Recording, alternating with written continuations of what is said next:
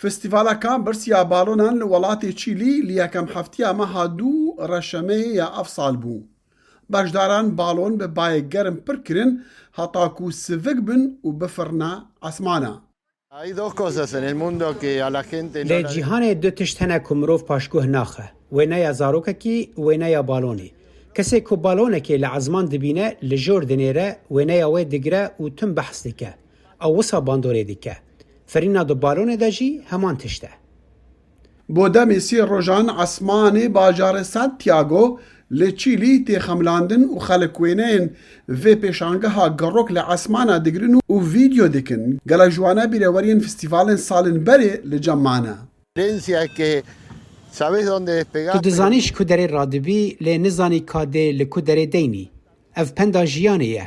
Em dizanin ka em ji ku derê hatine lê em nizanin ka dê bigihên ku. Beşdar û rahênerên firîna balonan dibêjin ka firîna bi balonê çendê cudaya û çendê xweştir e ji firîna di firokan de. Helbet karîgeriya mezin ya srûşt ye. Ev gelek cuda ye. Min balon li esmana firandiye, min bala fira firandiye. Lê bi rastî ev e ciwantirîn tişt e. Ji ber ku ew wekî firandina tayraye di xwezayê de. Kesên bi van balonan bilindî esmanî dibin dixwazin li serxwe ciwaniya srûştê bajarê xwe ji bilindahiyan bibînin û naz bikin.